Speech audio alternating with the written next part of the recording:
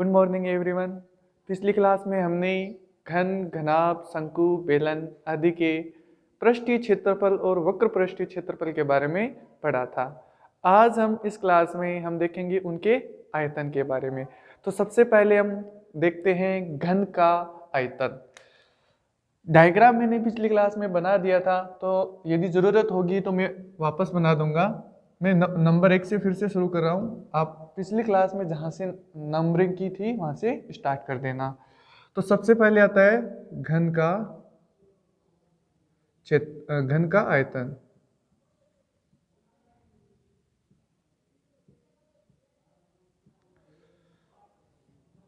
घन का डायग्राम आपको आता है। घन का आयतन सीधा सीधा हो जाएगा ए क्यूब।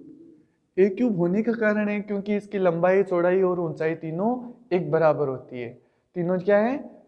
ए होती है ना। भुजा क्या है इसकी? ये हम कहें साइड, है ना। साइड होती है इसकी ए, इसलिए इसका आयतन क्या हो गया? ए क्यूब। दूसरा हम कहें तो आता है घनाभ।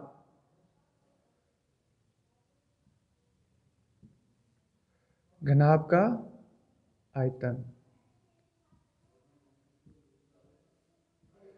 घनाभ के आयतन में जैसे हमने घन के आयतन में तीनों भुजाएं, लंबाई इंटू चौड़ाई इंटू ऊंचाई किया था ना, वैसे इसमें घनाभ में कर लेंगे, है ना। हमें पता है घनाभ की लंबाई होती है गुणा चौड़ाई कर ले गुणा ऊंचाई कर ले, है ना। लंबाई गुणा ऊंचाई गुणा चौड़ाई, तो इसका आयतन क्या हो जाएगा? L B H. इनको एल को हम क्या कहेंगे? साइड में मैं लिख देता हूं, आप चेक कर लेना। एल बराबर होता है लंबाई और एच बराबर होता है हाइट, ऊंचाई, और बी बी होता है विड्थ, मतलब चौड़ाई। ठीक है। उसके बाद में हमने देखा था शंकु, है या बेलन। बेलन लिख देते हैं पहले, है ना। चलो बेलन। बेलन का आयतन। वक्र पृष्ठीय क्षेत्रफल होता है 2 पाई आर एच, पृष्ठीय और संपूर्ण पृष्ठीय क्षेत्रफल होता है 2 पाई आर आर प्लस एच, और बेलन का आयतन क्या हो जाएगा? पाई आर स्क्वायर एच। क्या हो जाएगा? पाई आर स्क्वायर एच। यहाँ पे आर आपको पता ही है त्रिज्या है। मैं फिर से याद दिलवा देता हूं। आर क्या है? त्रिज्या। और एच आपको पता ही है, अभी हमने बताया, ये हाइट, ऊंचाई होती है। ठीक है। उसके बाद में अगला फॉर्मूला आता है आपके, घन हो गया, घनाभ हो गया, बेलन हो गया, अगला आता है शंकु। शंकु का आयतन। आपके शंकु का क्षेत्रफल हमने कर लिया था, वक्र पृष्ठीय क्षेत्रफल के लिए लिया था। इस बार हम करेंगे शंकु का आयतन। शंकु का आयतन होता है 1/3 पाई आर स्क्वायर एच। एच यहाँ पे ऊंचाई है और वहां पे हम पाई आर एल ले रहे थे। पृष्ठीय क्षेत्रफल में क्या था? पृष्ठीय क्षेत्रफल था वक्र पृष्ठीय पाई आर एल। यहाँ पे जो एल है ना, ये एल आपका था तिर्यक ऊंचाई, तिर्यक ऊंचाई। जबकि इसके आयतन में हम क्या कर रहे हैं? एच का इस्तेमाल कर रहे हैं, इसके हाइट का इस्तेमाल कर रहे हैं। जैसे आपका ये शंकु था,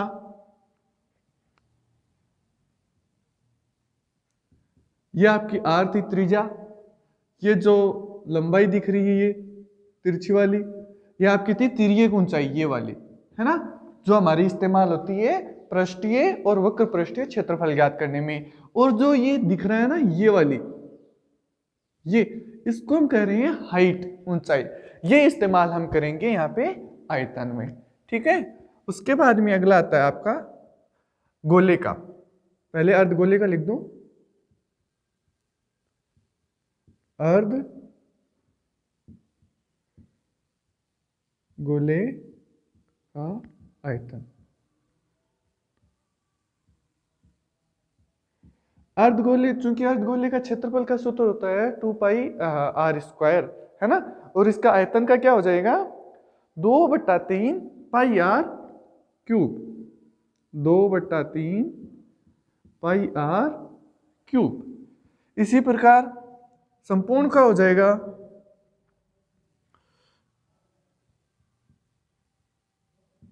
गोले का आयतन।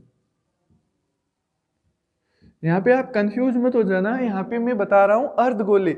यदि आपकी इस प्रकार का शेप कह रहा है ना, जैसे कटोरी होती है अपने घरों में, है ना, इस प्रकार के शेप का कहे ना, तब हमें लगाना है अर्धगोले का आयतन। क्या लगाना है? अर्धगोले का आयतन। और यदि कहे ना संपूर्ण गोला इस प्रकार का, यदि आपको इस प्रकार का शेप दे रहा हो ना, ये आपकी क्या हो गई? त्रिज्या। ये पूरा व्यास हो गया। और इस प्रकार का यदि इस प्रकार से कहे ना, तो हमें लगाना है अभी जो बता रहा हूं वो फॉर्मूला 4/3 पाई आर क्यूब। यहाँ पे आर सभी को पता है, आर गोले की क्या है? त्रिज्या है। पाई का मान हमें पता ही है, नहीं पता तो मैं लिख देता हूं। पाई बराबर होता है 22/7 या 3.14। ठीक है, या तो आप इस्तेमाल कर सकते हो पाई बराबर 22/7, या दूसरा आप इस्तेमाल कर सकते हो 3.14। इस प्रकार प्रश्नावली 13 में जो भी फॉर्मूले आएंगे वो हमने यहाँ पे देख लिए हैं। पिछली क्लास में हमने देखा था घन का क्षेत्रफल और घनाभ का क्षेत्रफल और शंकु और बेलन का क्षेत्रफल और गोले का क्षेत्रफल। उसका वक्र पृष्ठीय भी देखा था हमने और संपूर्ण पृष्ठीय क्षेत्रफल भी देखा था। इस क्लास में हमने देखा है अभी तक घन का आयतन, घनाभ का आयतन, बेलन का आयतन, शंकु का आयतन और गोले और अर्धगोले का आयतन। अब आज इस क्लास में मैं आपको एक क्वेश्चन करवाऊंगा। ठीक है ना, 13.1 का पहला क्वेश्चन है वो करेंगे आज। ठीक है, ये हो गया, जिसमें आपको घन और घनाभ दोनों में से एक फॉर्मूला लगाना है। यदि उसकी लंबाई, चौड़ाई और ऊंचाई दे रखी है तो हम घनाभ के सूत्र का इस्तेमाल करेंगे, और यदि हमें केवल एक साइड दे रखी है और कह रहा है वो घन के शेप का है तो हमें घन के क्षेत्रफल का सूत्र लगाएंगे। 13.1 में सारे घन या घनाभ के क्षेत्रफल के सूत्र हैं, उन्हीं के इस्तेमाल से वो होंगे। जबकि 13.2 है उसमें बेलन का इस्तेमाल करेंगे, 13.3 में शंकु का इस्तेमाल करेंगे और 13.4 में हम करेंगे गोले का इस्तेमाल। ठीक है, तो 13.1 का पहला सवाल आपका है। चलो पहला क्वेश्चन कर लेते हैं। क्वेश्चन 1 आंसर, है ना।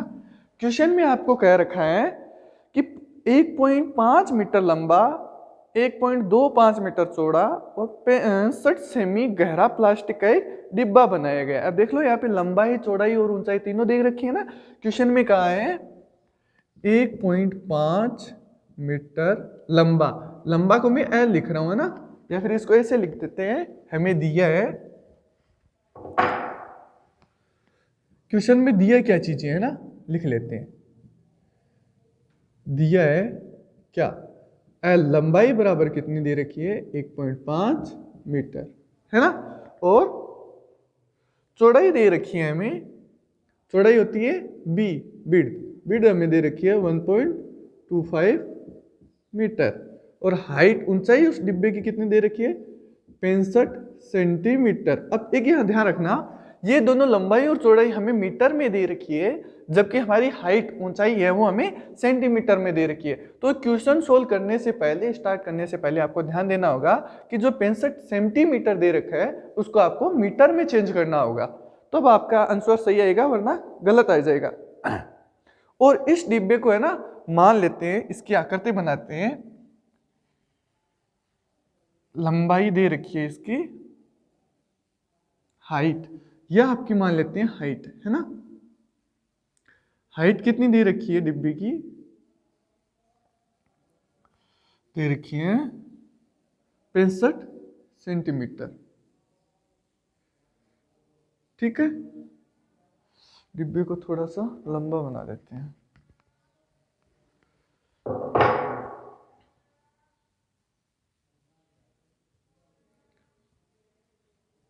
ये हाइट हो गई, और इसकी लंबाई दे रखी है 1.5 मीटर।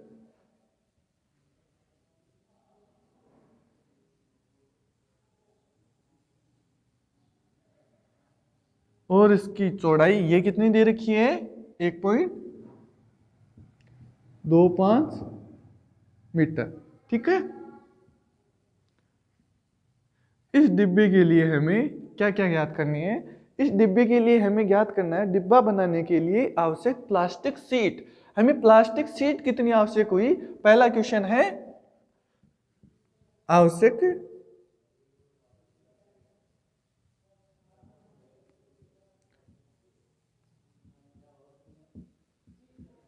प्लास्टिक शीट कि हमें कुल कितनी शीट की आवश्यकता होगी इस प्रकार के डिब्बे को बनाने के लिए। और दूसरा क्वेश्चन क्या है, दूसरा क्वेश्चन कह रहा है यदि 1 मीटर स्क्वायर,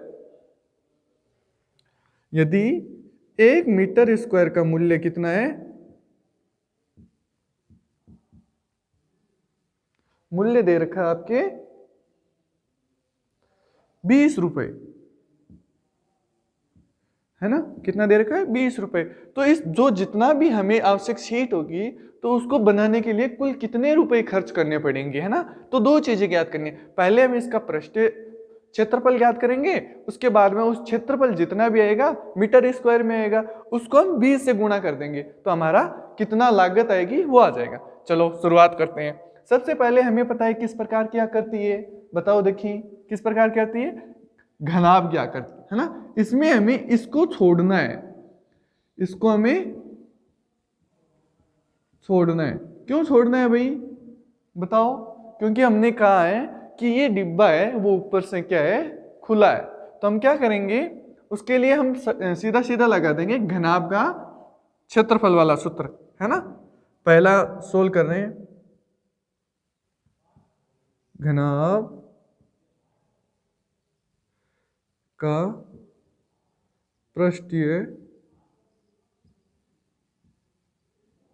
क्षेत्रफल, है ना। सबको याद है नहीं क्या है घनाभ का पृष्ठीय क्षेत्रफल, लंबाई 2 गुणा लंबाई इंटू चौड़ाई प्लस चौड़ाई गुणा ऊंचाई प्लस ऊंचाई गुणा लंबाई, है ना। और ये देखो लंबाई चौड़ाई और ऊंचाई हमने पहले से लिख रखी है, परंतु एक चीज वापस बता रहा हूं आपको, जो हाइट है उसको आपको कन्वर्ट करना है किसमें, मीटर में। तो मीटर में बदलने के लिए क्या करेंगे, इसमें हमें 1000 का, 1 मीटर में कितने सेंटीमीटर होते हैं बताना, 100 सेंटीमीटर, है ना। तो इसमें 100 का भाग दे देंगे, अब आ जाएगा ये मीटर में, या फिर इसको लिख दें 0.65 मीटर। ठीक है, तो हमारा सेंटीमीटर में दे रखा था उसको हमने मीटर में कन्वर्ट कर लिया। अब देखो तीनों लंबाई भी मीटर में है, चौड़ाई भी मीटर में है और ऊंचाई भी मीटर में। अब हम इन तीनों का मान यहां रख देंगे। एक चीज ध्यान देंगे, माइनस क्या करेंगे हम, माइनस इस जो आकृति बन रखी है ना ये वाली, इसका क्षेत्रफल इसमें से माइनस करेंगे। माइनस क्यों करेंगे, क्योंकि हमें कहा है ये जो डिब्बा बन रहा है प्लास्टिक का वो ऊपर से खुला है, तो ऊपर से तो प्लास्टिक लगेगी नहीं ना डिब्बा बनाने के लिए, तो हम इसके क्षेत्रफल को घटा देंगे। क्योंकि ये आयत के समान का है तो आयत का क्षेत्रफल क्या होता है, इसको हम कर देंगे लंबाई गुणा चौड़ाई, लंबाई गुणा चौड़ाई, ये हम घटा देंगे इसमें से। ठीक है, चलो इस सूत्र में सारे मान रखते हैं। 2 लंबाई कितनी है 1.5 गुणा विड्थ कितनी है 1.25 प्लस 1.25 गुणा हाइट कितना है 0.65 प्लस 0.65 गुणा लंबाई फिर से 1.5 और माइनस क्या कर देंगे 1.5 गुणा 1.25। ठीक है, ये जो उत्तर आएगा ये आएगा किसमें, मीटर। आगे हम क्या करेंगे 2, अब जैसे 1.5 मल्टीप्लाई 1.25 है, इसको हम सीधे गुणा करेंगे तो हार्ड रहेगा। अब हम क्या करेंगे 125 को गुणा कर देंगे 15 से, क्या करेंगे 125 को 15 से गुणा करेंगे तो अपना आ जाएगा 1.875 कितना आ जाएगा 1.875 प्लस अब हम करेंगे 125 गुणा 65 और जो हमारा आंसर आएगा उसमें हम क्या करेंगे दो दो चार संख्याओं के बाद में हम पॉइंट लगा देंगे, है ना। तो इसमें आ जाएगा आपका 0.8125 प्लस इसी प्रकार इसमें करेंगे 65 को गुणा कर लेंगे 15 से और उसके बाद में तीन संख्याओं के बाद में पॉइंट लगा देंगे तो ये आ जाएगा 0.975 और माइनस ये तो हमने कर रखा है ना पहले से, ये रहा सेम टू सेम ही तो है, तो ये आ जाएगा 1.875, ठीक है, और ये मीटर स्क्वायर। अब हमें क्या करना है, इन सभी को जोड़ना है। जोड़ने पर हमारा आंसर कितना आएगा 3.6625 और माइनस क्या करना है हमें 1.875 और ये मीटर स्क्वायर। उसके बाद में हम क्या करेंगे, इसको 2 से मल्टीप्लाई कर देंगे, सिंपल सा काम है। 2 से मल्टीप्लाई करने से क्या आएगा आपका आ जाएगा, करके देख लेते हैं ना, 10 को 0 मल्टीप्लाई करने से आपका आएगा, साइड में मल्टीप्लाई करके देख लेते हैं, चलो 3 6 6 2 5 और इसको मल्टीप्लाई करना है 2 से और उसके बाद में जो भी आंसर आएगा उसमें 4 संख्याओं के बाद में हमें पॉइंट लगा देंगे। तो 10 का 0 हासिल की 1 5, इसमें हासिल लगेगी नहीं, 12 का 2 हासिल की 1 13 हासिल की 1 7, कितना आ जाएगा 7.3250, यहाँ पे आ जाएगा 7.3250 माइनस 1.875 मीटर स्क्वायर। इसमें से घटाएंगे तो अपने पास आएगा 5.45 मीटर स्क्वायर। यही हमें ज्ञात करना था। हमें ज्ञात करना था इस घनाभ में, इस डिब्बे में आवश्यक प्लास्टिक का क्षेत्रफल, तो हमने इसका ज्ञात कर लिया। इस डिब्बे में जितना भी प्लास्टिक लगेगा उसका क्षेत्रफल हमने ज्ञात कर लिया। अब हमें दूसरा क्वेश्चन कहा था यदि 1 मीटर स्क्वायर का मूल्य कितना है 20 रुपए, तो हमें बताना है 4.45 मीटर स्क्वायर का कितना मूल्य होगा। तो मैं यहाँ पे कर रहा हूँ आगे, यहाँ है ना, सेकंड यहाँ कर रहा हूँ, सेकंड आपका है, हमने कहा यदि 1 मीटर स्क्वायर का मूल्य कितना है 20 रुपए, तो 5.45 मीटर स्क्वायर का